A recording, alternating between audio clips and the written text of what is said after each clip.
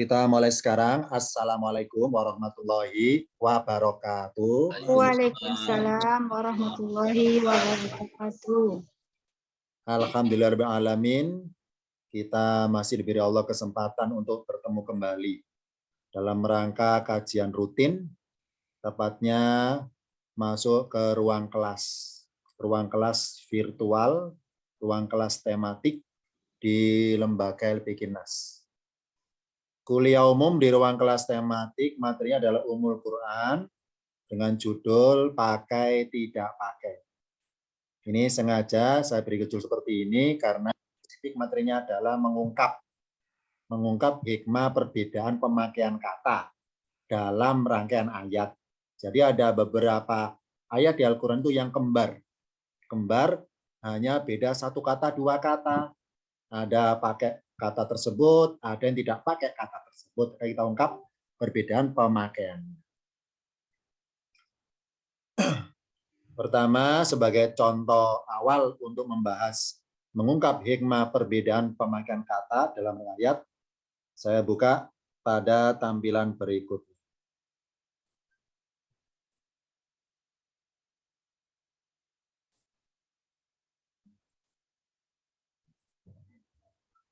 Contoh pertama, ada di Al-Quran suatu kalimat atau rangkaian kalimat dalam suatu ayat yang mirip bunyinya, hanya beda beberapa kata yang dipakai. Yang pertama tentang ucapan Nabi Musa alaihissalam kepada kaumnya. Yang pertama, ucapan Musa berbunyi, kalau dibaca perkata alaikum. Udkuru, kalau perkata ingatlah oleh kalian. Nikmatallahi, nikmat Allah. Alaikum atas kalian. Di surat yang lainnya, Nabi Musa berkata, ada ketambahan lafadz berbunyi ya kaumi. Ya kaumi, wahai kaumku. Udkuru, ingatlah oleh kalian. Nikmatallahi, nikmat Allah. Alaikum atas kalian. Oh, berarti Nabi Musa alaihissalam dalam suatu peristiwa berkata di suatu ayat memakai lafadz ya kaumi, pakai kata ya kaumi untuk memanggil kaumnya. Tapi ada pula Nabi Musa pada suatu peristiwa yang sama yang Allah abadikan dalam suatu ayat tidak pakai kata ya kaumi, langsung berbunyi udkuru. Ya. Ini kalau dibaca perkata alifnya doma udkuru. Masih ingat? Dalam kaidah membaca alif di awal kata itu tergantung huruf ketiga bunyinya apa. Kata apa? Kata yang berjenis kata kerja. Kalau huruf ketiganya doma, alifnya ikut doma. Nah, ini huruf pertama alif, huruf kedua dal, huruf ketiga kaf. Ya, karena kafnya doma, maka alifnya doma dibaca udkuru. Udkuru. Kita bayangkan ya, kafnya kasro. Kalau huruf ketiganya kasro, alifnya kasro, misalnya idkiru. Misalnya loh ya, idkiru. Jadi membunyikan alif di awal kata tergantung huruf ketiga bunyinya apa. Ngikuti. Kalau huruf ketiga doma, alifnya ikut doma. Kalau huruf ketiga kasro, alifnya ikut kasro. Tapi kalau huruf ketiganya fathah, alifnya tetap kasro, tidak ikutan fathah. Nah, oh, berarti alif di awal kata cuma dua pilihannya. Iya, cuma dua. Kalau nggak berbunyi U atau berbunyi I, tidak mungkin berbunyi A. Kenapa nggak boleh berbunyi A? Jawabannya adalah alif itu di awal kata. Kalau pengen berbunyi A, harus ada hamzanya di atasnya. Misalnya anzala, menurunkan. Akhroja, mengeluarkan. Ada hamzanya. Ini kaidah paling mendasar ketika tingkatan belajar paket 1. Oleh ustadznya masing-masing telah diberikan kunci-kuncinya. Membaca alif di awal kata, yakni apa? Tergantung huruf ketiga bunyinya apa. Karena di ruang kelas ini adalah campur jadi satu, anggota dari paket 1 sampai paket 9, 10 ngumpul bareng di sini. Tentunya semuanya sudah ingat dari ustadznya masing-masing. Jadi saya hadir tiap Rabu ini hanya sekedar ingin kembali mengingatkan dari materi-materi yang pernah diajarkan oleh ustadznya masing-masing di ruang kelasnya masing-masing. Ucapan Musa alaihissalam kepada kaumnya, udhkuru ni'matallahi alaikum. Tapi di ayat yang lainnya pakai lafaz ya qaumi. Ya qaumi udhkuru ni'matallahi alaikum. Kan kita ungkap perbedaannya. Kenapa Allah bedakan ucapan nabinya sama? Yakni orangnya sama Nabi Musa, tapi kenapa ucapannya beda? Padahal peristiwanya sama. Kita buka contohnya pada tampilan berikut. Tepatnya saya mengutip dari dua surat yang berbeda. Surat Al-Maidah ayat 20 dan surat Ibrahim ayat 6. Saya baca per kalimatnya. Yang atas adalah Al-Maidah 20. Wa'id qala Musa, dan ingatlah ketika Musa berkata, liqaumihi, bagi kaumnya, alias berkata kepada kaumnya. Ya qaumi, wahai kaumku, udhkuru, ingatlah oleh kalian. Nikmatullahi alaikum, nikmat Allah atas kalian. Ketika ja'ala fikum, dia menjadikan di tengah-tengah kalian anbiya'a, para nabi, wa ja'alakum, dan dia menjadikan kalian mulukan, raja-raja. Ini ucapan Musa yang direkam di Al-Maidah 20. Sedangkan ucapan Musa yang direkam di Ibrahim 6, saya baca per kalimatnya. Wa id qala Musa, dan ingatlah ketika Musa berkata, liqaumihi, bagi kaumnya atau kepada kaumnya. Udkuru, ingatlah kalian nikmatallahi, nikmat Allah alaikum, atas kalian. Id anjakum, ketika dia menyelamatkan kalian min ali fir'auna, dari para pengikut Fir'aun. Yasumunakum, mereka menimpakan kalian su'al adabi, seburuk-buruknya siksa atau seburuk-buruknya adab. Yang garis warna biru sama lafadznya, berawalan udkuru nikmatallahi. Cuma bedanya di Al-Maidah 20 ditambah kata ya qaumi. Kalau di Ibrahim ayat 6 tidak ada kata ya qaumi. Ini ya, menarik ini ya. Mirip bunyinya tapi beda pakai kata atau tidak pakai kata. Di Al-Maidah pakai ya qaumi. Di Ibrahim tidak pakai ya qaumi. Akan kita bedakan spesifiknya pada tampilan berikutnya. Di Al-Maidah 20, kalau diartikan perkata, saya baca sekali lagi. Wa'id qala Musa, id arti singkatnya ketika. Arti sempurnanya ingatlah ketika. Ada unsur mengingatkan. Masih ingat? Semenjak tingkatan paket 1 oleh ustadznya masing-masing sudah dikenalkan tentang murodib atau persamaan arti, persamaan kata sinonim. Contohnya id artinya ketika. Selain it ada lagi yang artinya ketika, berbunyi lama. Contohnya falamma adoat ma haulahu, falamma maka ketika. Lama artinya ketika. It juga sama artinya ketika. Bedanya adalah kalau lama bermaksud mengkisahkan peristiwa sedang terjadi. Kalau lama, kalau it bermaksud mengisahkan peristiwa yang telah terjadi. Dan manusia cenderung melupakan peristiwa itu. Makanya it ada misi mengingatkan. Arti sempurnanya it, ingatlah ketika. Wa'id, dan ingatlah ketika qala Musa, Musa berkata liqaumi, bagi kaumnya atau kepada kaum. Apa bunyi perkataannya? Titik 2. Ya qaumi, wahai kaumku, udhkuru, ingatlah kalian nikmatallahi, nikmat Allah alaikum, atas kalian. Meskipun nanti bahasnya kepada kalian, arti perkata atas kalian. Ij'ala fikum, ketika dia menjadikan di tengah-tengah kalian. Jadi fikum bukan di dalam kalian, di tengah-tengah kalian. Anbiya'a, nabi-nabi atau para nabi. Waja'alakum, dan dia menjadikan kalian mulukan, raja-raja. Di sini ada kata ya qaumi, pakai kata nada panggilan. Wahai kaumku. Ini manggil dulu ini, baru berkata Musa udhkuru. Jadi sebelum berkata udhkuru, manggil dulu. Ya qaumi, wahai kaumku. Jadi di Al-Maidah 20, ucapan Musa manggil kaumnya pakai ya qaumi. Kenapa kok pakai ya qaumi? Kok enggak kayak atau seperti di surat Ibrahim tadi, enggak pakai ya qaumi?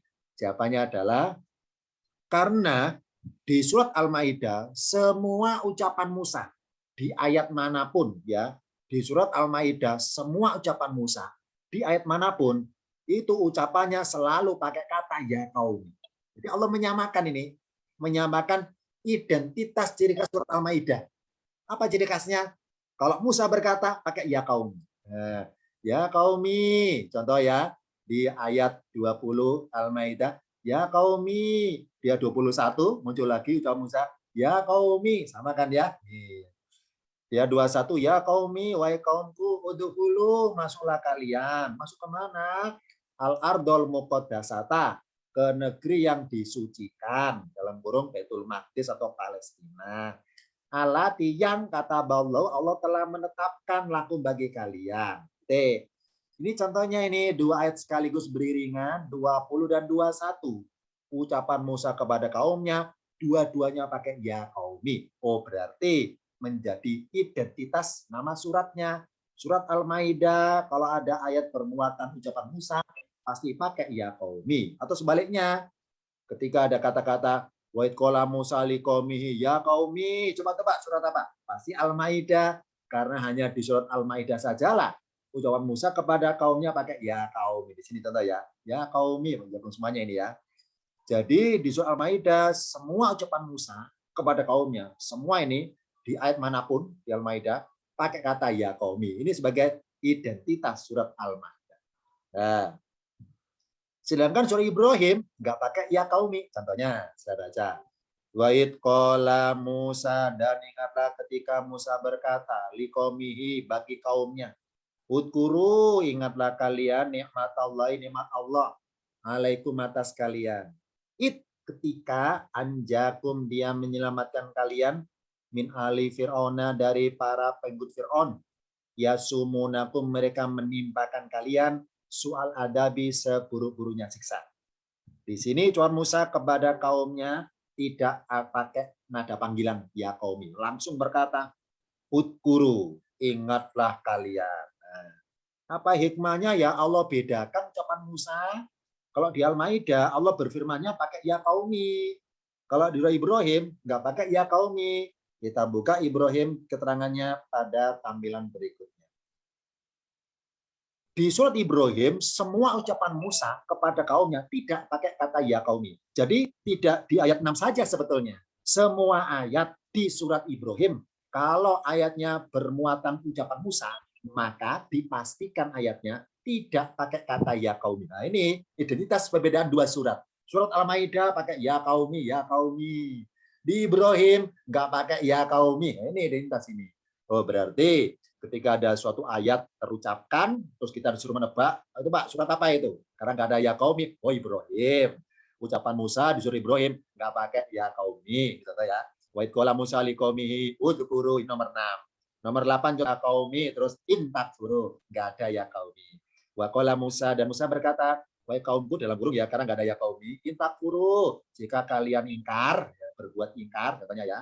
Jadi di sini ucapan Musa, semua ucapan Musa kepada kaumnya, kalau di surat Ibrahim tidak pakai kata ya kaumi. Oh, berarti dengan dicontohkan ayat nomor 6 nggak pakai ya kaumi sudah mewakili ayat-ayat yang lainnya. Maka perbedaan paling mendasar antara surat Al-Maidah dan Ibrahim adalah di masing-masing suratnya itu. Kalau surat Al-Maidah ucapan Musa pakai ya kaumi. Kalau di Ibrahim ucapan Musa tidak pakai ya kaumi. Ini contoh pertama. Contoh pertama tentang pakai atau tidak pakai. Di surat Al-Maidah pakai kata ya qaumi, di surat Ibrahim tidak pakai kata ya qaumi. Ini contoh yang pertama. Sekarang kita buka contoh perbandingan dua ayat berikutnya.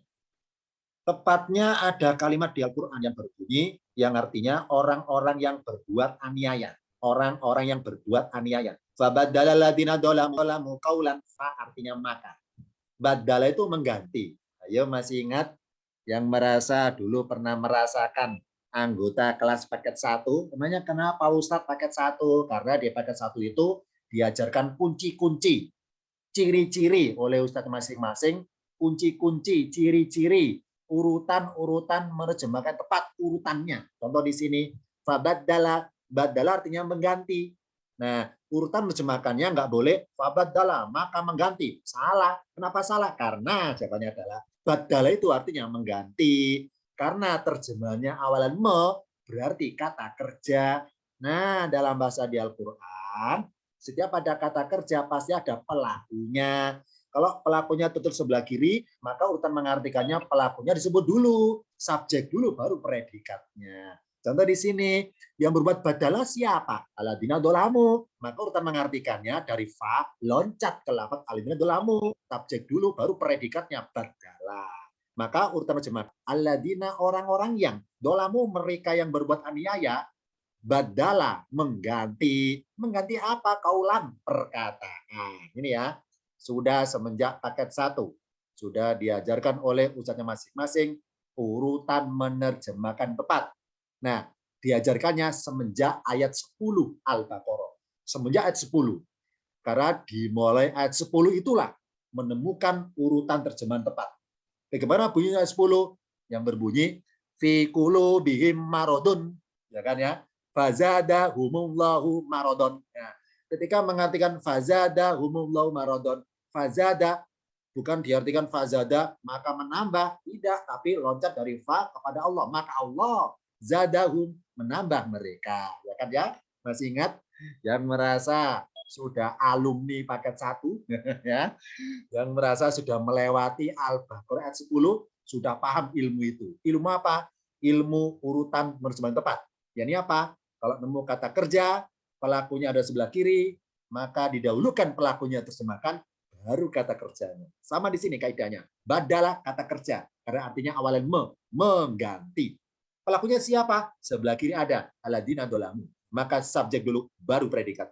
Babadalalladina dolamu kaulan. Maka orang-orang yang dolim itu mengganti perkataan. Contoh sebelah kiri masuk rangkaian subjek atau pelaku, maka urutan mengartikannya fa aladina dolamu minhum. Adina orang-orang yang dolamu, mereka yang dolim itu, minhum dari sebagian mereka, badala mengganti. Mengganti apa? Kaulan, perkataan. Aladina dolamu pakai kata minhum, sedangkan sebelah kanan aladina dolamu tidak pakai kata minhum. Kita ungkap hikmah perbedaan ketambahan kata-kata minhum, sudah berbeda pemahamannya. Kemunculan satu kata itu sudah mempengaruhi kepada pemahaman ayatnya. Kita buka bedanya apa aladina dolamu dengan aladina dolamu minhum. Kita buka pada tampilan berikutnya. Tepatnya kedua ayat tersebut ada di Al-Baqarah 59 dan Al-A'raf garis warna biru. Lafadznya mirip-mirip. Saya baca yang atas dulu ya. Babadalalladina dolamu kaulan. Maka orang-orang yang dolim mengganti perkataan. Goirolladhi, selain yang ilalahum dikatakan bagi mereka. Fa'anzalna, maka kami turunkan alaladina dolamu, atas orang-orang yang mereka dolim. Lanjutannya, rijzan minas samai, siksa dari langit. Berikutnya yang Al-A'raf. Fabadalalladina dolamu minhum. Kaulan, ada minhumnya. Fabadalalladina dolamu min, dari sebagian mereka itu berbuat badala mengganti. Mengganti apa? Kaulan, perkataan. Perkataan yang mana? Goirol ladzi qila, selain yang dikatakan lahum bagi mereka. Ini adegan kedua ini adegannya satu peristiwanya. Ini ketika Bani Israil alias kaum Musa, Bani Israil, ketika Allah perintahkan masuk ke negeri Baitul Maqdis, ya, fadkhulul baba sujadan. Ya, mereka disuruh sujud syukur di depan pintu gerbang negeri tersebut, sambil mengatakan hitotun, disuruh mengatakan hitotun diganti kalimat yang lainnya. Ini ya, disuruh bilang hitotun diganti yang lainnya. Nah, karena diganti berarti melanggar perintah, maka akibatnya fa'arsalna, kalau di Al-Baqarah fa'anzalna, di Al-A'raf fa'arsalna rijzan minas samai, siksa dari langit. Kita minhum. Al-A'raf 162 pakai kata minhum. Padahal adegannya sama, peristiwanya sama, orangnya sama, tapi redaksi kalimat ketika Allah bercerita kepada kita Al-Quran, Allah bedakan kalimatnya. Allah bedakan ketambahan satu kata, dua kata, termasuk spesifik adegannya itu. Kita buka. Apa hikmahnya ya Allah bedakan cara mengkisahkannya kepada kita? Allah mengkisahkan kisah Musa di Al-Baqarah, nggak ada kata-kata minhum, dolamu, langsung kaulan. Tapi kalau di Al-A'raf, kalau pakai kata-kata minhum, ada ketambahan minhum, kenapa dibedakan ya? Nah, sebelum saya buka bedanya, saya terangkan singkat dulu profil surat singkat. Al-Baqarah itu turunnya di Madinah secara umum. Al-A'raf turunnya di Mekah secara umum. Nah, kalau Al-A'raf ya, karena Al-A'raf turunnya di Mekah, ini isyaratnya, hikmahnya, isyaratnya. Kalau kita nemu kisah Nabi Musa yang ada di surat Al-A'raf, itu hikmahnya Allah itu mengkisahkan tentang Musa kepada siapa? Kepada Rasul Muhammad saja. Ya, agar beliau itu mengetahui kisah-kisah para pendahulu beliau, termasuk kisah nabi-nabi sebelumnya. Nah, ini ya. Nah, tapi kalau nemu kisah Nabi Musa ada di Al-Baqarah itu di Madinah, itu bermaksud Hikmahnya, isyaratnya Allah mengisahkan Musa kepada siapa? Kepada orang Bani Israel waktu di Madinah. Agar mereka terima kembali nikmat-nikmat yang mereka terima oleh nenek moyang mereka pada zamannya itu. Nah, ini ya. Nah, karena Al-Araf ceritanya kepada Rasul, bukan pada orang yang di Madinah, karena munculnya kata minhum diawali dari ayat yang lainnya. Kita buka jawabannya pada tampilan berikutnya. Terjemahan perkata dari Al-Baqarah 59. Fabaddalal ladzina dzalamu qaulan, maka orang lahum, selain yang dikatakan bagi mereka. Fanzalna orang-orang yang dolim, rijzan minas samai, siksa dari langit dan seterusnya. Ini contohnya Al-Baqarah 59. Fabaddalal ladzina dzalamu, tidak ada kata min.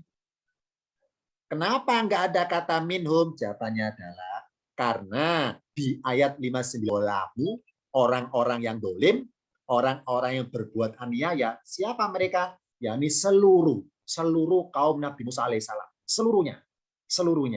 Sebagaimana disyaratkan dari ayat 54 ada kata li qaumihi yang berbunyi wa qala Musa li qaumihi, dan ingatlah ketika Musa berkata bagi kaumnya, semuanya kena ini, kaumnya kena, ya qaumi, wahai kaumku, inakum, sesungguhnya kalian dolamtum, kalian telah mendolimi atau berbuat aniaya, anfusakum, menganiaya diri kalian, bitikhodikumul ijla dengan sebab perbuatan kalian menjadikan anak sapi sebagai sesembahan, gitu maksudnya ya. Nah, Musa mengawali 59 dari 54. Musa memanggil ya kepada kaumnya langsung. Itqala Musa li qaumihi.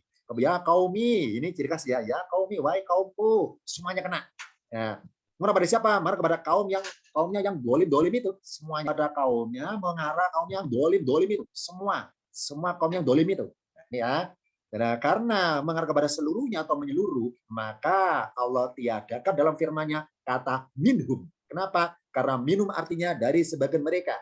Nah, karena nggak ada minhum berarti kena seluruhnya. Oh, berarti Al-Baqarah 59, siapa yang masuk al-dolamu? Yakni seluruh kaumnya Musa waktu itu. Seluruhnya kena. Dari kata liqaumi. Ini jawaban dari Al-Baqarah 59, kenapa tidak pakai kata ya kau, pakai kata minhum.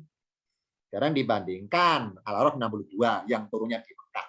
Maka fabadalal ladina dolamu minhum, maka orang-orang yang dolim dari sebagian mereka badala mengganti kaulan perkataan. Waraladi kilalahum, maka kami mengirim alaihim atas mereka rijzan sama dengan adaban. Rijzan minas samai, siksa dari langit. Bimakano, dengan sebab mereka adalah, dan seterusnya. Ada minhum ya. Kenapa ya Allah kok mengisahkan tentang Musa di Al-Araf ditambahi minhum?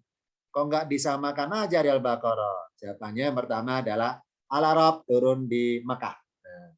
Kisah di Al-Araf mengarah kepada Rasul Muhammad saja, memberitahukan kepada beliau saja tentang kisah-kisah Nabi Musa alaihissalam.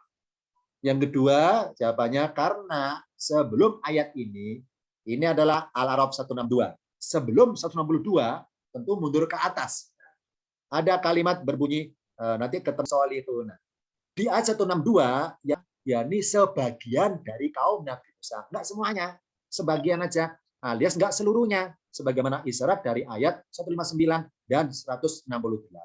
Ada kata min qaumi Musa, dari sebagian kaumnya Musa.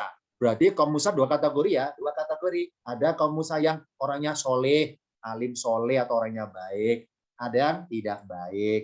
Ini rincian dari min qaumi Musa. Dari sebagian kaumnya Musa, itu duna dalika. Apa minhum? Dari sebagian mereka. Ada apa? As-solikuna, ada orang-orang yang baik. Wa minhum, dan dari sebagian mereka. Ada apa? Duna dalika, selain yang itu. Selain demikian itu, alir apa? Yang tidak baik. Ada kalimat min qaumi Musa atau minhum solikuna, maka lafaz minhum Allah sertakan juga di Al-Araf 162. Sebagai info bahwa Muhammad, kaumnya Musa itu dua kategori. Ada yang soleh, ada yang tidak soleh. Ini. Jadi Rasul Muhammad itu di Al-Araf ya, dikasih info, Muhammad, ya Muhammad, camkan pada dirimu pengetahuan tentang kaum Musa, bahwa kaumnya Musa itu sebagian ada yang soleh, sebagian tidak soleh. Nah, dengan Rasul mengetahui dua kategori kaumnya Musa, maka Rasul hijrah ke Madinah mendapati kaumnya Musa yang kategori yang nggak soleh itu. Nah, karena tidak soleh itulah, maka di Al-Baqarah lafaz minhum Allah hilangkan. Rasul menghadapi kaum Musa yang seluruhnya tidak soleh di Madinah waktu itu. Nah, nih. Sebagaimana isyaratnya, Wabadalal ladina dolamu minhum. Kenapa ya Allah tamim minhum di Al-A'raf? Jawabannya adalah karena ayat 159 ada isyarat wa min qaumi Musa ummatun, dan dari sebagian kaumnya Musa ada suatu umat yahduna bil haqqi, mereka memberikan petunjuk kepada umatnya masing-masing atau jamaahnya masing-masing dengan benar, dengan jujur.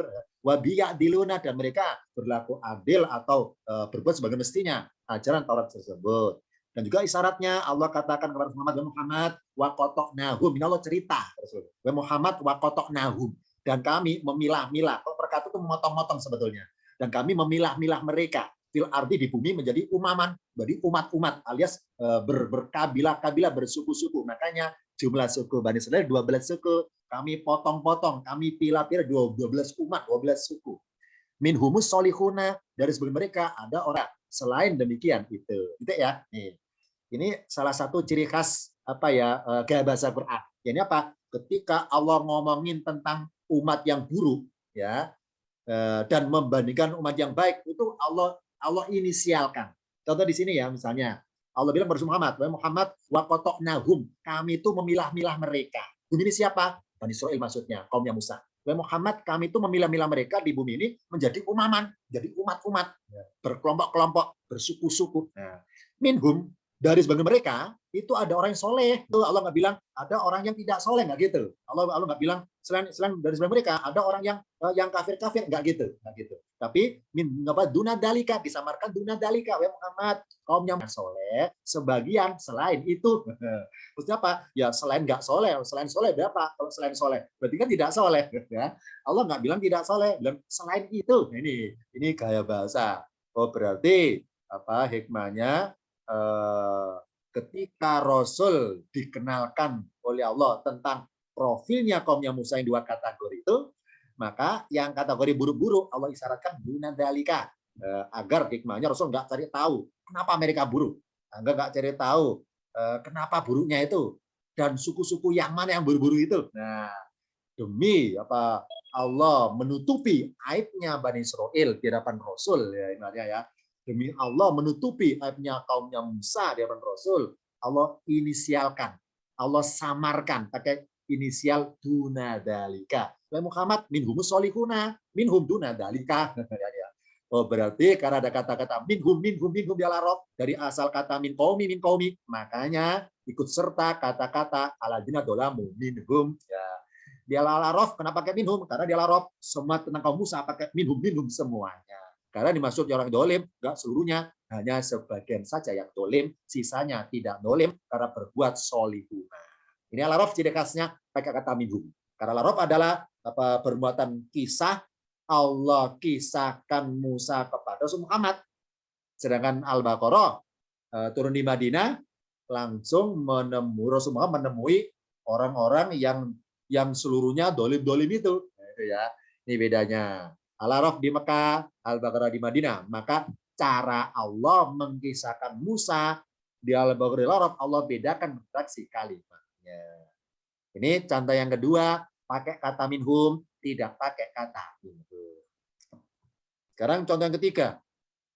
Ustadz, sekarang jam 8 nih, kami yang di daerah Gorontalo, Sulawesi, sudah jam 9 ini ya, tenang aja. Silakan diseruput kopinya, dicelpat-celput camilannya ya. Contoh yang ketiga, contohnya nggak banyak kok, cuma 4 ini, tiga ini.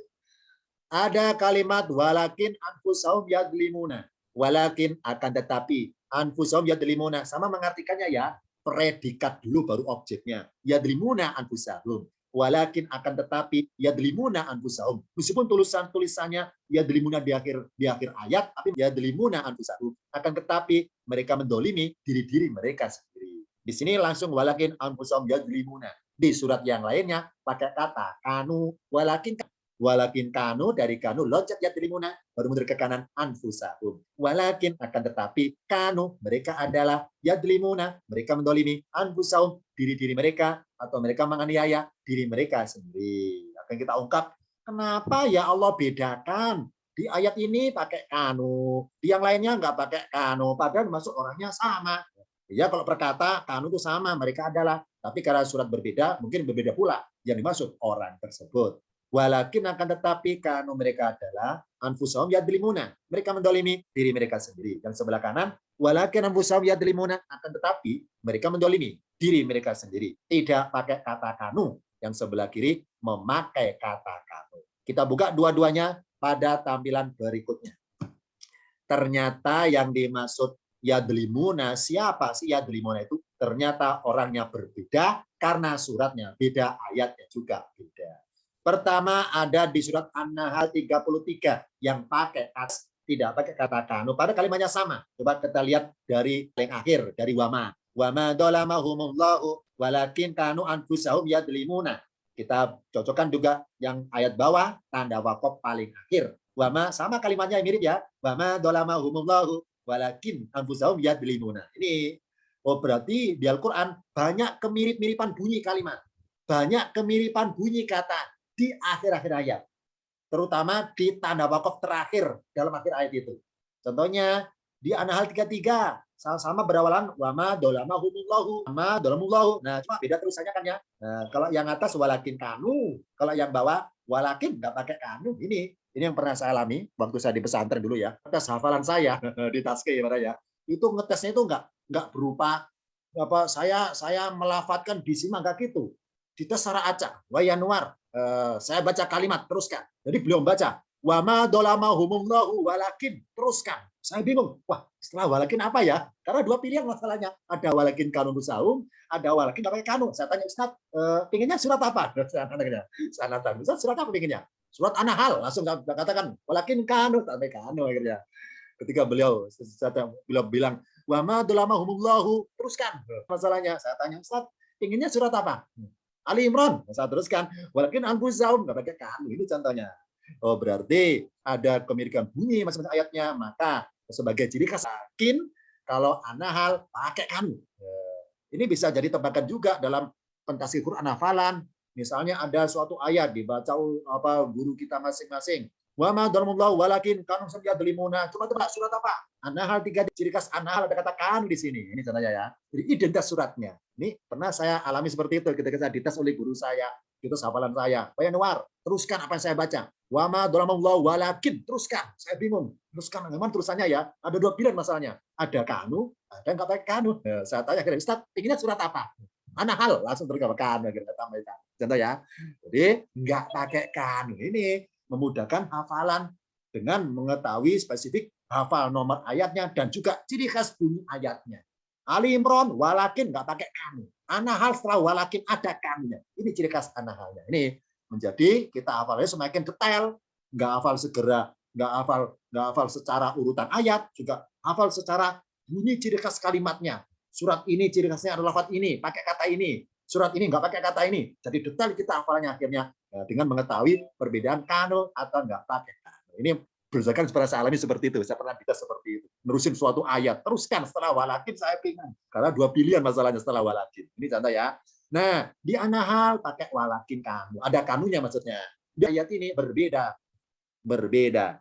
Berbeda orangnya, berbeda spesifik kepada tema ayatnya. Kita baca dulu ya, An-Nahl 33. An-Nahl 33. Saya baca arti per kalimatnya. Hal, arti singkatnya apakah? Arti bebasnya apakah ada?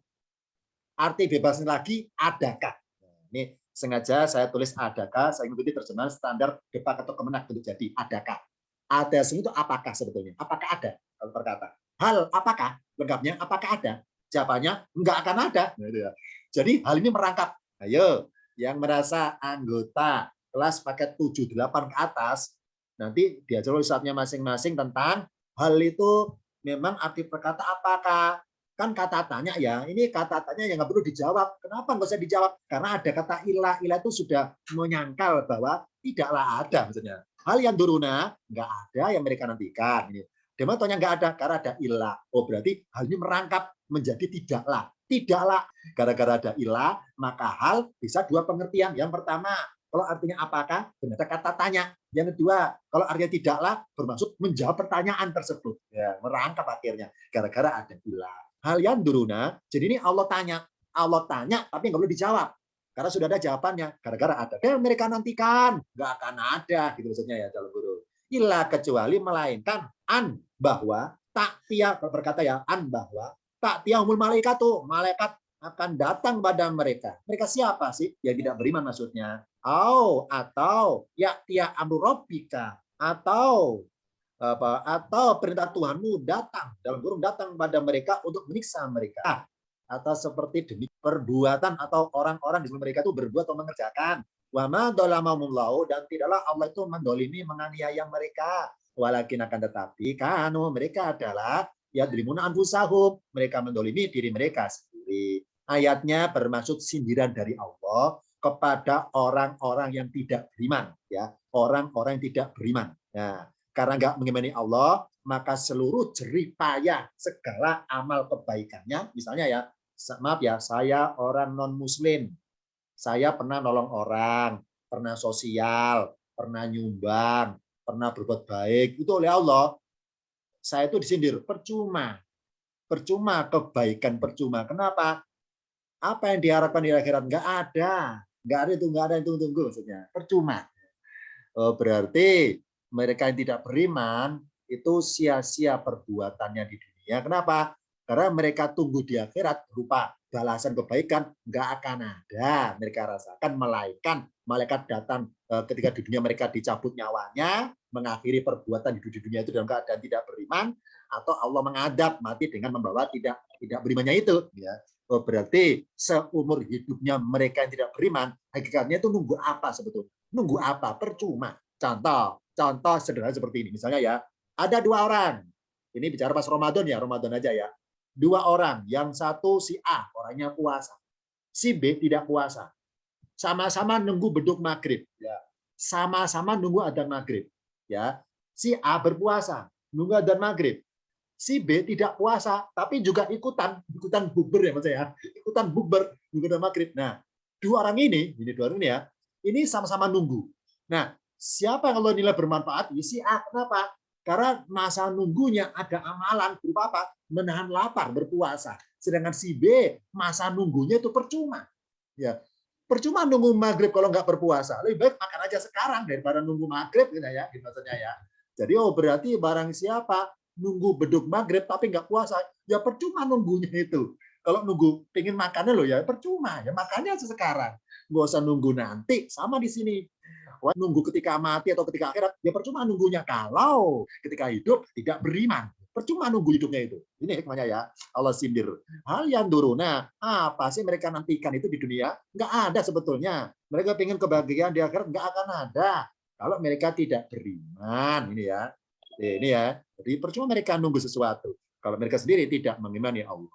Ini hikmahnya ayatnya berarti sendiri. Kanu, kenapa kata kanu ya? Datanya kita buka tampilan berikutnya. Di ayat 33 ini, yang dimaksud kanu adalah zaman bebasnya. Ada kayak mereka nantikan, mereka siapa? Orang zaman sekarang maksudnya. Karena yang duruna adalah fi'il mudhari. Kata kerja bentuk sedang atau sekarang. Masih ingat kaidahnya? Oleh Ustaz masing-masing diajarkan bahwa fi'il mudhari perbuatan sekarang. Maksudnya apa? Kalau nemu ayat, di dalam ayatnya ada kata kerja bentuk present tense atau mudhari, maka ayatnya ada relevansi ke depan, menyinggung orang zaman sekarang juga, gitu maksudnya. Hal yang duruna, wahai orang-orang tidak beriman zaman sekarang, apa sih mereka nantikan untuk zaman nanti, zaman akan datang, nggak akan ada. Melainkan tuh mereka tuh nggak sadar, mereka tuh menantikan malaikat datang nyabut nyawa mereka, atau yakni Allah akan menurunkan siksaan bagi mereka. Ya. Seperti itulah fala dinamin qablihim, sudah perbuatan orang zaman dulu. Mereka juga sama, yang nggak beriman juga sama, mereka nunggu-nunggu. Padahal mereka binasa semua. Ya, kaumnya Nabi Hud binasa, kaumnya Nuh binasa, kaumnya Lut binasa, kaumnya Nabi dahulu semuanya binasa. Wah, orang zaman sekarang ya, hati-hati jangan boleh berbuat zaman dulu yang juga dibinasakan. Nah, tidaklah Allah mendolimi mereka zaman dulu itu, yang binasa itu mereka sendiri. Karena mereka itu hidupnya atas dasar tidak mengimani Tuhan Allah, maka ya sia-sia hidupnya itu sendiri. Maka itulah kanu nyindir orang zaman dulu. Oh, berarti orang-orang zaman dulu yang Allah binasakan itu hakikatnya adalah Allah nggak dolim mereka. Ya mereka sendiri ya berbuat dolim. Kenapa? Karena motivasi berbuat kebaikannya tidak karena Tuhan Allah, tapi karena Tuhan yang lahirnya akidahnya salah atau imannya salah. Maka kanu menyindir orang. kalau kalian berbuat dolim juga orang zaman dulu, maka kan bernasib sama. Ini ya, makanya kadalika seperti itulah. Wahai orang zaman sekarang, kalau kalian dolim juga, maka kalian seperti orang zaman dulu yang bernasib sama, dibinasakan juga oleh Allah nantinya. Ya, kano pakai kano karena kano bermaksud orang zaman dahulu, yakni yang sebelum qoblihim, sebelum mereka, sebelum orang zaman sekarang maksudnya. Ini di ayat 33 pakai kan.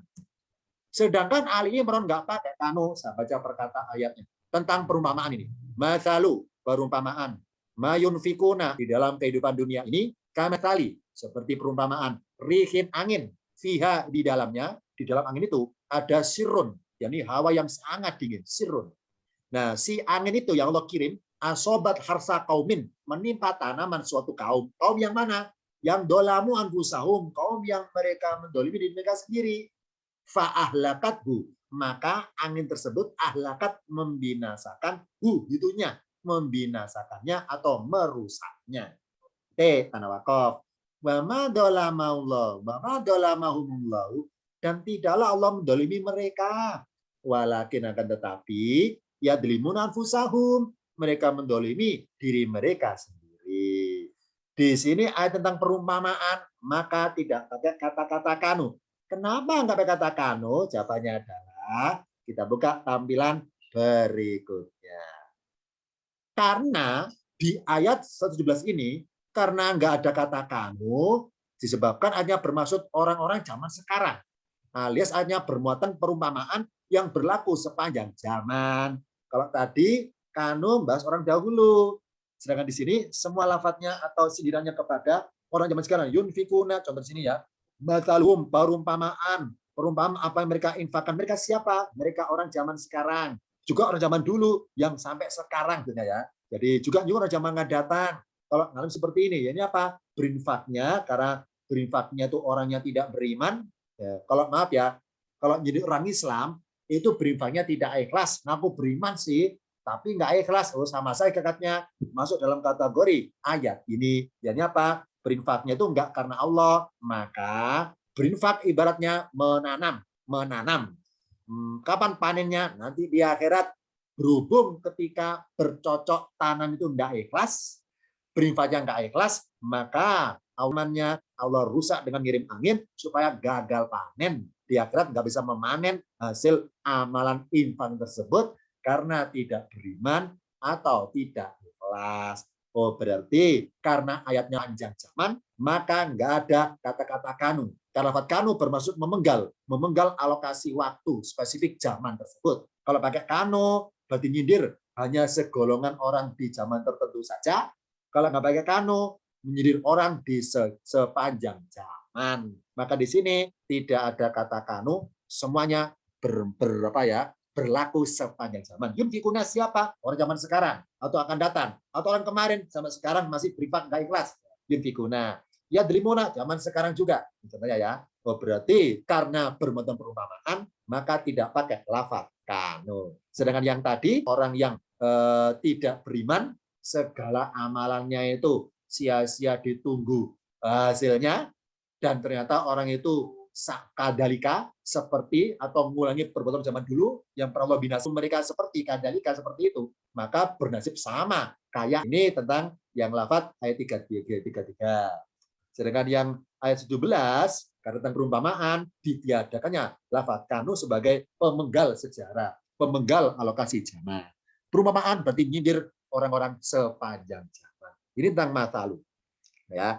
Ini perumpamaan orang yang ketika berinfak, pertama tidak beriman, yang kedua ngaku beriman tapi nggak ikhlas, hakikatnya percuma imannya. Maka sia-sia berinfaknya, ibaratnya hasil amal infaknya di akhirat nggak akan bisa dipetik. Ya, ingat ya, kita tuh kayak pohon, syajarotun, makanya dalam bahasa Arab syajarotun itu pohon, ya kan ya. Sedangkan di Indonesia sejarah, sejarah. Apa sih sejarah? Secara bahasa ya, sejarah adalah bermula dari bibit tanah karena sajarotun, bibit tanaman menjadi batang, kemudian menjulang tinggi, ada buahnya.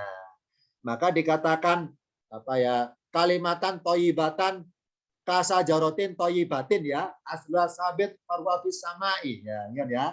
Berarti barang siapa di dunia sedang berbuat kebaikan itu seperti pohon diri itu kayak pohon, nanti berbuah di langit, di akhirat akan memetik hasilnya. Tapi kalau dirinya nggak beriman, percuma jadi pohon, masih tanaman kecil, Allah binasakan segera sebelum berbuahnya itu. Ini filosofi sajarotun, sejarah. Kita hidup itu membuat sejarah bagi diri kita. Apa saat membuat pohon bagi diri kita itu untuk memetik di akhirat nanti. Tapi kalau kita tidak berdasarkan segera sebelum berbuahnya itu, sebelum jadi menjulang tinggi pohonnya ke langit itu. Ini filosofi dari sajarah atau sejarah. Masing-masing kita adalah berwujud sejarah atau sajarotun. Ini tentang perumpamaan yang tidak beriman. Di ayat tadi ada kata masaluma yunfikuna fi dadil hayatid dunya. Misalnya ya, saya rubah. Masaluma yunfikuna fi hadid dunya. Kalau diartikan mayunfikuna, apa yang mereka infakkan fi hadid dunya, di dalam dunia ini. Kalau yunfikuna, mereka infakkan fi hadil hayatid dunya, di dalam kehidupan dunia ini. Beda loh ya. Kalau sebelah kanan, di dalam dunia ini. Beda loh ya. Di dalam dunia dengan di dalam kehidupan dunia. Beda pengertiannya. Dan kita ungkap. Apa ya bedanya ya? Di dunia dengan di kehidupan dunia. Sudah jalan. Bedanya apa ya? Di dalam dunia dengan di dalam kehidupan dunia. Nah, ada ketambahan kata-kata hayati, kehidupan.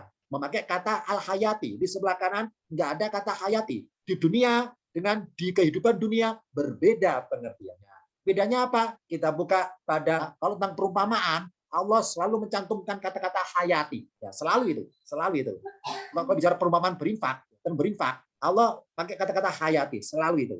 Nah, nggak pernah berbunyi fi di dunia, tapi berbunyi fi hadil hayati dunia.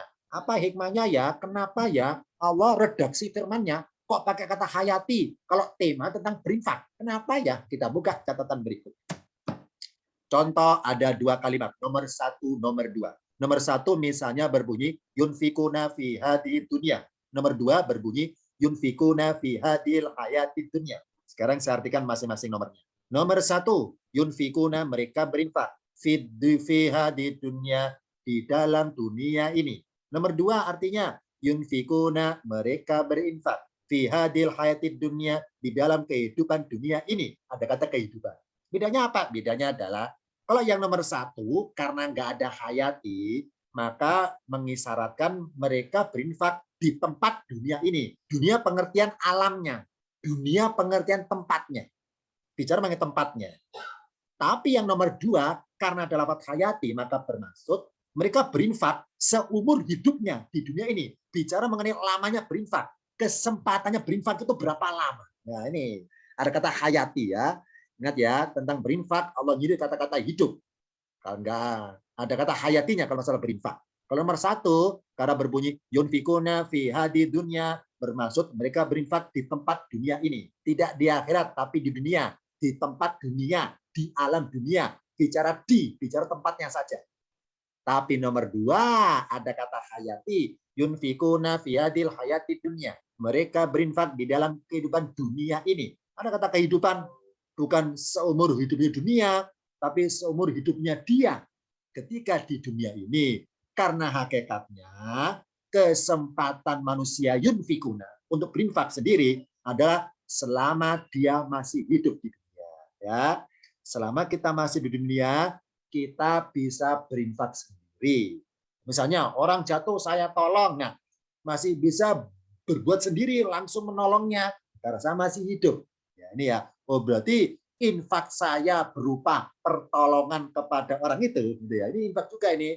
Infak nggak harus materi, bisa infak tenaga, nolong orang, bisa infak pikiran, ikut mikir, bisa infak ilmu, ikut menyumbang ide atau ilmu. Infak bermacam-macam bentuknya, termasuk infak tenaga, nolong orang jatuh. Nah, karena saya masih hidup, bisa berinfak langsung, hayati dunia, seumur hidup saya di dunia bisa berlangsung karena masih hidup.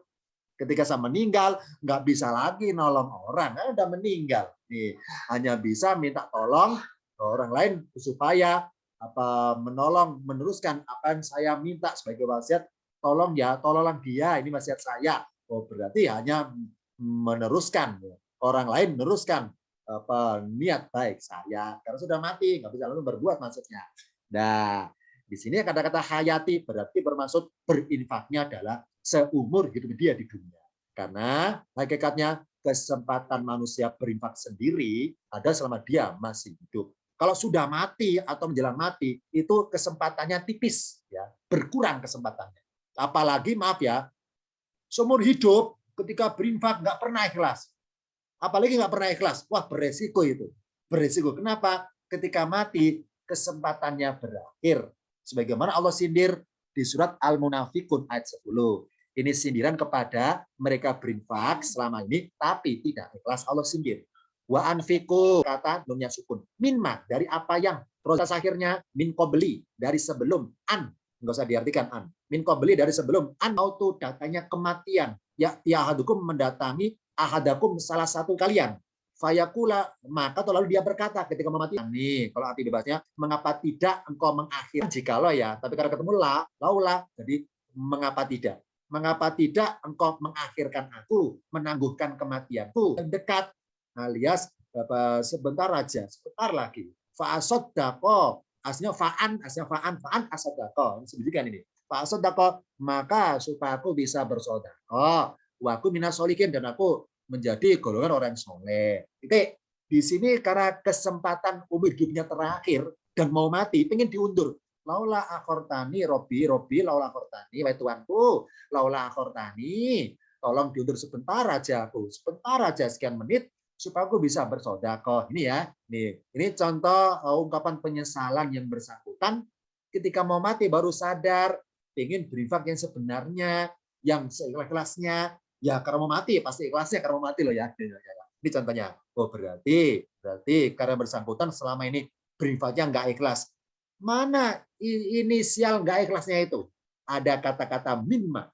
Ingat ya, semua lafadz mimma tentang rezeki loh ya. Mimma rozaknakum itu di berbagai surat di Al-Quran, tulisan mimma selalu nunnya nggak kelihatan. Contohnya, wa mimma rozaknahum yunfikum. Selalu mimma, bentuk jadi mim sama mim ketemu, nggak pakai nun. Satu-satunya ayat, ini cuma satu ya, barang langka berarti. Satu-satunya ayat di Al-Quran, tulisan mimma rozakna itu nunnya kelihatan. Cuma dia Al-Munafikun ayat 10. Catat ya, satu saat dia nun 10. Tentang rezeki loh ya. Dia nun 10. Kenapa? Apa nunnya diperlihatkan di sini hikmahnya apa? Jawabannya adalah huruf nun itu mempunyai sifat namanya nun ananiun, pengakuan diri. Ya, gitu maksudnya.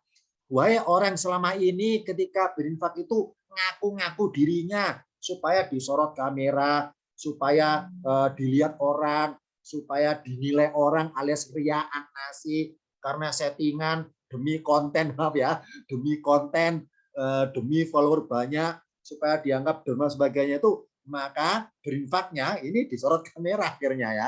Ini berarti minma, apa min? Tolong ya, ini catat ini min dari saya ini dari saya ini. Nah ini berarti menunjukkan nun ananiumnya itu, ya. Menunjukkan identitas dirinya itu, pengen dicatat orang itu. Oh berarti ikhlasnya kurang, maka sindir wahai manusia yang kurang ikhlas, minma, infakkanlah, mengakui itu bahwa itu dari kalian sendiri. Infakkan mulai sekarang ikhlaslah, karena mau mati masalahnya. Ini ke sana imannya ya. Jadi satu-satunya ayat di Al-Quran, tulisan minma nunnya kelihatan hanya di Al-Munafikun ayat 10. Karena yang bersangkutan Allah sindir, selama ini berinfaknya, memperlihatkan nunnya, memperlihatkan dirinya, nggak pengen disembunyikan. Berarti ikhlasnya kurang, maka ketika mau mati, pengen diundur sebentar supaya infak yang seikhlas-ikhlasnya. Percuma, sudah telat. Kenapa? Karena al-hayati dunia. Kedua dunia sudah berakhir karena mau mati, nggak ada kesempatan untuk berinfak yang sebenar-benarnya. Ini sindiran Allah kepada al-munafikun, makanya ditaruh di surat al-munafikun. Surat al-munafikun ini juga orang-orang kelihatan identitas ananiunnya kelihatan, itu ciri kemunafikan, ikhlasnya kurang, makanya hanya di surat al-munafik saja, hanya di surat al-munafikun saja ciri khas kemunafikan. Ini ya hikmahnya. Sekarang catatan kalimat hikmah dari materi malam hari ini tentang perumpamaan berinfak. Perumpamaan orang berimalan infak yang banyak maksudnya, itu perumpamannya untuk mengharapkan pahala di dunia seperti orang yang melemparkan biji-bijian kepada burung. Ayo, Yang merasa pernah ke Mekah, ya insya Allah tahu ini di sana banyak burung-burung ya, banyak burung-burung yang berkeliaran, burung liar itu. Di Madinah juga banyak burung ya, standarnya di Baqi deh ya, banyak burungnya itu. Nah, jadi banyak orang jualan jagung untuk dipakai jamaah haji umroh untuk ngasih-ngasih makan burung ini, ya. Nah, ketika kita itu melemparkan biji-bijian pada burung, ini kayak orang berinfak ibarat perumpamannya ini. Perumpamaan orang yang beramalan infak yang banyak untuk mengharap pahala dunia itu perumpamannya seperti orang yang melemparkan biji-bijian kepada burung. Tidak bertujuan agar dimakannya, tetapi agar bertujuan burung dapat ditangkap olehnya. Ini ya, misalnya ini contoh, misalnya orang jatuh saya tolong, ya Allah Bismillah, saya nolong orang itu, ya Allah semoga ya Allah kalau saya jatuh kayak orang itu, saya ditolong orang juga. Oh berarti kayak ini, kayak teman ini, saya melempari biji-bijian jagung kepada burung dengan harapan supaya burung bisa saya tangkap. Saya rela kehilangan jagung sekian, tapi saya dapat apa saya ingin, apa burung itu sama. Saya rela nolong orang itu dengan harapan saya ingin dapat perlakuan baik kayak orang itu. Ya apa? Ketika saya jatuh, ingin saya ditolong orang juga. Nah ini berarti kalau kita berinfak seperti itu, seperti perumpamaan lewat lapat ini, dan apa? Barang siapa berinfaknya itu pengen pahala dimajukan di dunia, Allah kabulkan, Allah kabulkan, Allah kabulkan. Ya ini apa? Rela ngelempar biji-bijian, hilang sekian real untuk beli jagung, sekian real ya, demi menangkap burung-burung itu. Ya, tidak bertujuan dimakan oleh burung itu, tapi begitu supaya burungnya lengah untuk mudah ditangkap olehnya. Ini perumpamaan pertama. Kalau pengen pahala di dunia, Allah kabulkan. Sebagaimana pengen nangkap burung, kasih umpan dulu. Ya, gitu ya. Berikutnya, sedangkan perumpamaan orang yang beramal infak yang banyak untuk mengharap pahala di akhirat, seperti burung yang dilempari biji-bijian oleh Allah. Nah ini beda arahnya. Kalau tadi seperti kita melempari biji pada burung, untuk burung kita tangkap. Kalau yang ini lain lagi perumpamannya. Sedangkan perumpamaan orang yang beramalan infak yang banyak, rela habis sekian sodakonya demi mengharap pahala di akhirat saja, nggak usah di dunia, di akhirat saja. Itu seperti burung yang dilempari biji-biji oleh Allah, tidak bertujuan agar dimakannya, tetapi agar burung itu menoleh ke arah asal lemparan, lantas terbang mendekat kepada sang pelempar.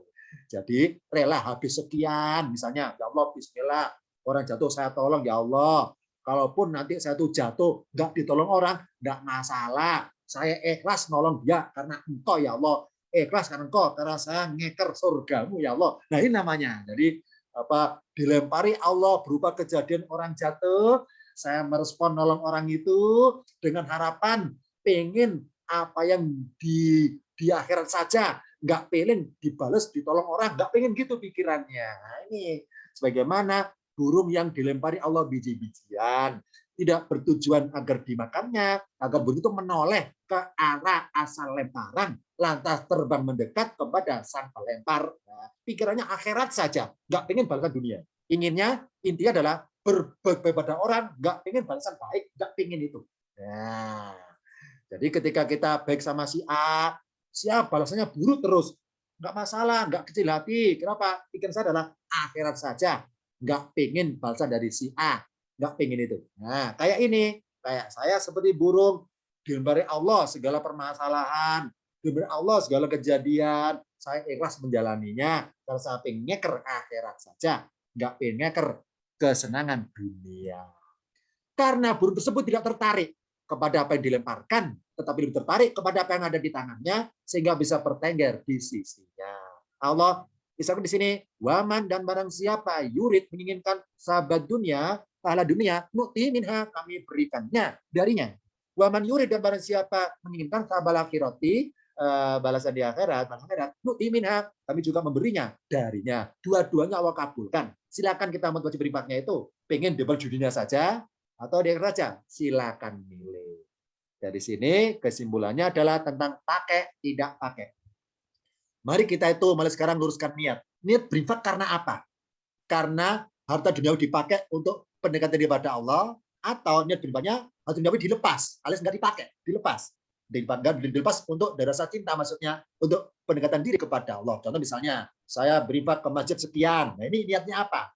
niat memakai harta sebagai kendaraan untuk sampai kepada Allah, maka berarti dunia dipakai alat untuk pendekatan diri pada Allah. Atau ya Allah, bismillah, saya berikan sebagai terapi ya Allah, bahwa saya tidak cinta duniawi, tidak cinta kebendaan, terbukti ini di tangan saya rela saya lepaskan untuk masjid, saya lepaskan untuk sumbangan dan sebagainya, saya rela saya lepaskan duniawi ini untuk supaya saya itu ringan untuk bisa cepat sampai kepadamu. Oh, berarti niat kita berinfak ada dua, duniawi dipakai kendaraan untuk cepat nyampe dekat kepada Allah, atau niat berinfak adalah nyampe kepada Allah. Nah, silakan bagaimana kedua hal ini dipraktekkan. Peristiwa kurban Qabil Habil, kurban untuk dipakai mendekati kepada Allah. Sedangkan Ibrahim, Ismail disembelih, Ismail dilepas cinta kepada Ismail, dilepas cintanya untuk dekat kepada Allah. Ini hikmahnya berinfaknya, kita motivasinya ada dua arah. Silakan kita memilih yang mana.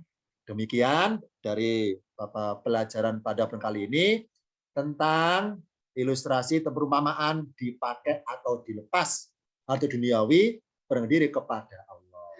Sebelum diakhiri, barangkali tanyakan untuk ketua kelasnya, silakan membacakan catatan pertanyaan kalau ada di layar. Silakan Pak Ketua. Ya Ustadz, ini ada yang bertanya ini sebentar. Saya tanya. Dari Pak Sungali, izin bertanya Ustadz, kalau hikmah dalam ayat tentang infak tidak ada lafadz hayati, hayatinya apa ya? Di surat apa ya maksudnya? Oh gitu ya. Ya. Jadi karena tadi saya contohkan, bentar ya. Tidak ada gangguan sebentar. Karena tadi saya contohkan tentang ayat berinfak atau hayati dan memang apa ada kata hayati selalu di situ ya. Jadi ada kata hayati kalau berinfak di situ. Jadi justru nggak ada kata hayati, malah kata hayati. Jadi karena hikmah dari kesempatan tadi, balik kepada permasalahan tadi itu. Jadi karena kesempatan berinfaknya itu seumur hidupnya manusia. Maka ketika hayatnya dia nggak ada, maka nggak ada lagi berkesempatan langsung berinfaknya itu. Nah, karena cuma satu ayat, maka ada di situ saja kata-kata hayati tentang maksudnya infak, identik kata hayati betul di situ. Cuma satu di situ aja. Tidak ada yang lainnya. Ada lagi barangkali Pak Waskito? Ini Ibu Nasilah mau tanya, cuman belum ditulis ini pertanyaannya. Mungkin langsung bisa langsung ngomong ya. Ini. Gila. Yang bertanya pengen bersuara langsung, silakan mikrofonnya diklik sendiri. Oh, ini sudah ada tertulis Ustaz. Boleh silakan dibacakan. Baru muncul ini. Bagaimana caranya kita melatih hati kita untuk benar-benar ikhlas dalam melakukan kebaikan, semisal infak dan sebagainya. Itu Ustaz. Saya jawab ya, saya buka ayatnya. Ini pelajaran tingkatan paket 4 sebetulnya. Mari kita lihat di layarnya. Ya. Di layarnya ya. Ada kata anfaku. Sebentar ya. Kita lihat ayatnya dulu, ayatnya. Anfaku. Tulisan anfaku atau yunfikuna, ya. Misalnya ini ya, mathaluma yunfikuna, atau ini aja, perintah anfaku aja biar kita kepada perumpamaan. Wa anfiku ya, anfaqo yunfiku. Ini kata kerja jumlahnya 4 huruf. Dalam ruang kelas tingkatan paket 6 namanya fiil rubai. Apa rubai 4 huruf? Maksudnya apa? Fiil kata kerja kalau 4 huruf itu bermaksud butuh objek. Butuh objek. Jadi anfaqo yunfiku ini artinya kalau berkata ya, menginfakkan. Ya, meninfakkan. Nah, karena memang yang jadi masalah adalah kata-kata infak itu masih dialek Arab, masuk ke Indonesia belum diartikan, belum diartikan, belum diartikan. Apa sih berinfak? Ya udah berinfak, gitu aja kan, gitu ada. Padahal secara bahasa kata anfaqo yunfik itu 4 huruf, maka butuh objek. Berarti apa? Berarti merasalah, ya, merasalah menyampaikan. Oh, berarti kata-kata anfaku kalau arti singkatnya berikanlah. Jadi mari kita berinfak jangan merasa memberi, merasalah memberikan. Karena fiil kata kerja kalau rubai 4 huruf itu terjemahannya akhirnya an. Contoh, mengeluarkan, akhroja, mengeluarkan, anzala, menurunkan, anfako, memberikan. Ya, ini ada akhirnya an, put objek. Oh berarti berinfak adalah ini supaya ikhlas loh ya, supaya ikhlas merasalah memberikan, jangan merasa memberi. Kenapa? Kalau merasa memberi bermula dari merasa memiliki. Tapi kalau berbuat merasa memberikan bermula dari merasa dititipi. Beda loh ya. Contoh, saya punya pulpen, teman saya nggak punya, nih aku beri pulpen. Nah, kata-kata nih aku beri pulpen, oh berarti bermula dari saya memiliki pulpen saya. Karena saya punya pulpen, teman saya nggak punya, saya beri teman saya pulpen. Oh berarti saya berinfak, namanya saya memberi. Kenapa? Dari merasa memiliki masalahnya. Yang benar adalah kalau pengen mengamalkan fiil kata kerja berinfak, karena berinfak itu 4 huruf rubai, jangan merasa memberi, merasalah memberikan. Nah, ketika teman saya nggak punya pulpen, terus saya ada pulpen, harus gini, ya Allah, ternyata engkau takdirkan pulpen di tangan saya ini adalah untuk teman saya itu. Terbukti ya Allah, saya sekarang menyampaikan titipan darimu kepada teman saya itu. Ini saya memberikan ya Allah kepada dia titipan darimu. Itu namanya memberikan. Maka ikhlas, akhirnya apa? Ikhlas itu nggak ada tendensi apapun, nggak pengen dibales supaya dikasih pulpen, nggak gitu. Karena merasa menyampaikan titipan dari Allah kepada orang itu. Itu terapi ikhlasnya. Mari kita beribadah merasa memberikan apa dari Allah kepada orang lain. Jangan merasa memberi. Kalau merasa memberi, nanti pengen timbal balik. Pengen ganti rugi. Tapi kalau merasa memberikan, nggak ada beban pengen timbal balik. Ikhlasnya muncul nanti. Karena merasa dititipi, maka diberikan. Kalau merasa memiliki, maka memberi. Kalau memberi, pengen ganti rugi supaya miliknya balik modal, kan gitu. Benar kan ya? Ini. Anfako, yunfiku, itu fiilnya 4 huruf. Karena 4 huruf, maka rubai. Karena rubai, maka butuh objek namanya mutaaddi. Karena butuh objek, maka terjemahnya akhirnya an. Makanya artinya memberikan, bukan memberi.